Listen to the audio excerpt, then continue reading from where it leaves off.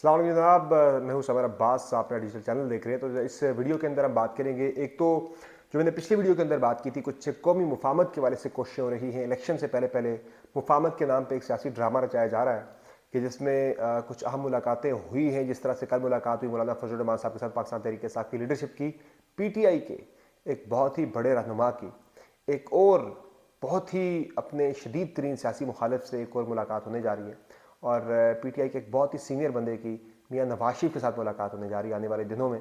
इसकी डिटेल्स भी मैं आपके साथ शेयर करूंगा। और नाज़रीन, हम बात करेंगे इस वीडियो के अंदर जो इस वक्त चेयरमैन PTI की बेल लगी हुई है इस्लामाबाद हाई कोर्ट के अंदर, तो आज उसका फैसला भी मुतवक्का है।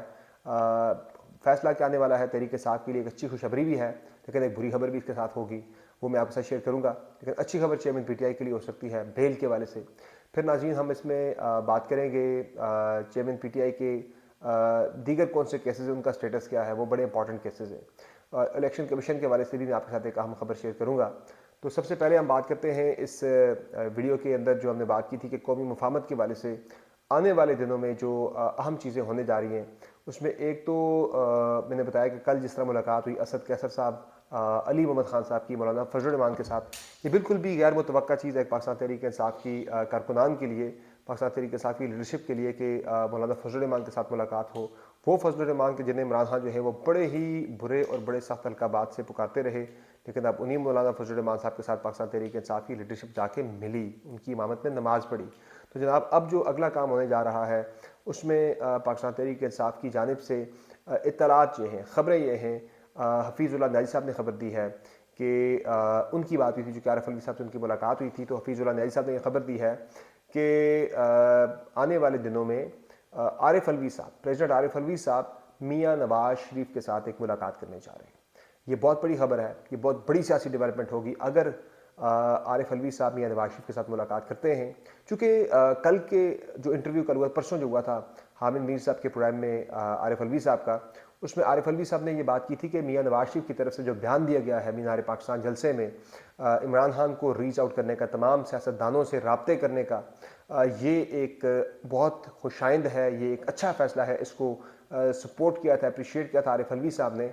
तो अब इत्तला जारी है कि अगर मियां नवाज शरीफ ने इस पर रजामंदी ज़ाहिर की तो फिर आरिफ अलवी साहब मिलेंगे। इसको ज़रा हफीज़ुल्लाह न्याजी साहब ने इस तरह इस खबर को दिया कि अगर नवाज शरीफ साहब ने रजामंदी ज़ाहिर की तो आरिफ अलवी साहब मिलेंगे। लेकिन इस पर कोशिश जो है वो बड़ी संजीदा एक हो रही है, और मुझे लगता है कि मियाँ साहब ना इसमें इनकार करने की पोजीशन में हैं, ना आरिफ अलवी साहब इनकार करने की पोजीशन में होंगे।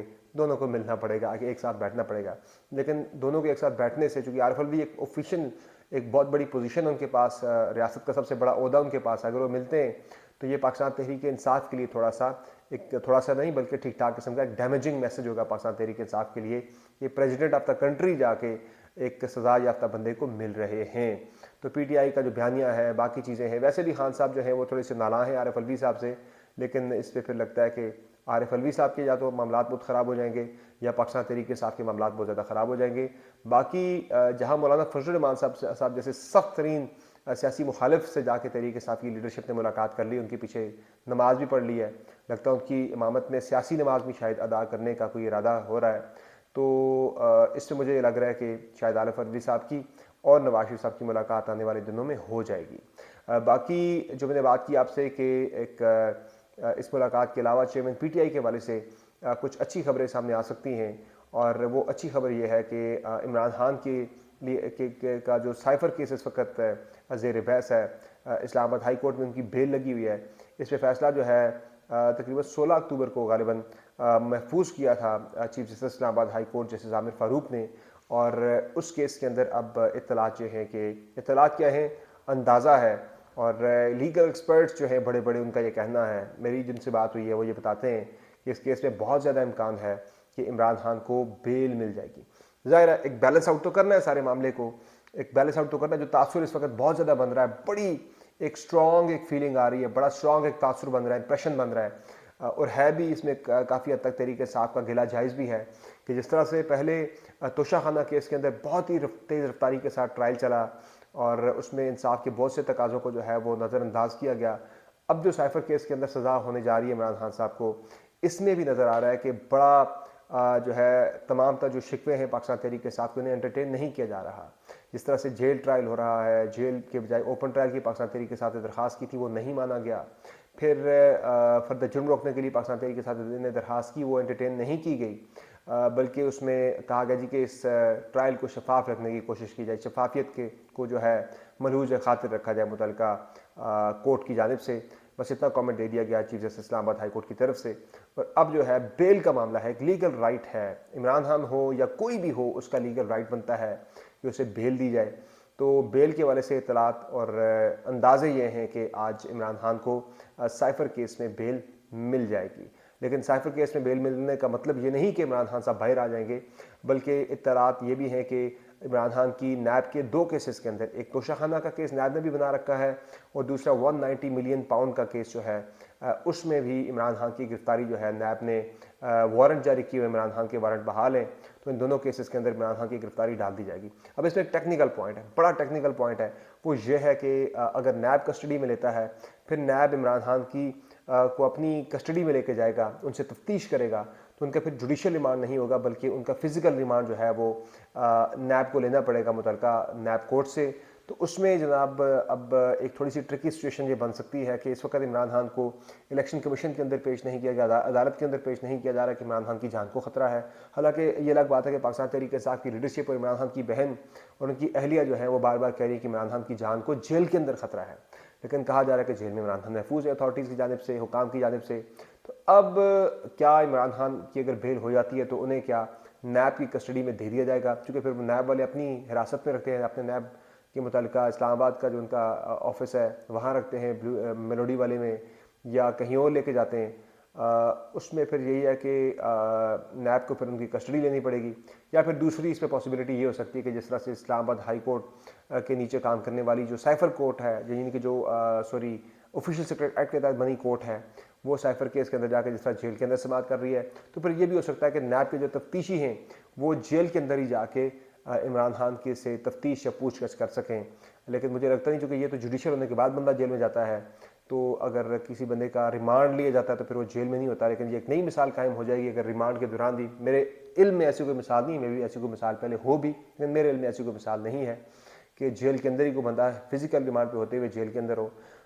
لیکن اس میں کچھ اطلاعات اسلام آباد کے اندر ظاہر لوگ چٹکلے بھی چھوڑتے ہیں اور لوگ چیزہ بھی لیتے ہیں. تو چیزہ یہ لیا جا رہا ہے اسلام آباد کے اندر جناب، کچھ خبریں یہ چل رہی ہیں، کچھ اطلاعات ایسی زیر گردش ہیں کہ عمران خان کی نیب میں آمد کے کچھ انتظامات کیے گئے ہیں، اور ایک کمرہ جو عمران خان کے لیے تیار کیا گیا اس میں ہر طرف شیشے لگائے گئے ہیں چاروں دیواروں کے اوپر، تاکہ عمران خان جس طرف دیکھیں انہیں صرف وہ ان کی اپنی ذات ہی نظر آئے، کوئی اور بندہ انہیں نظر نہ آئے. تو اس طرح کی کوئی باتیں بھی ہو رہی ہیں. لیکن مجھے نہیں لگتا کہ جس طرح کے سخت حالات کے اندر انہیں الیکشن کمیشن کے اندر تک پیش نہیں کیا گیا تو جیل کے اندر بھی جیل سے نکال کے نیب کی کسٹڈی میں بھی شاید نہ بھیجا جائے.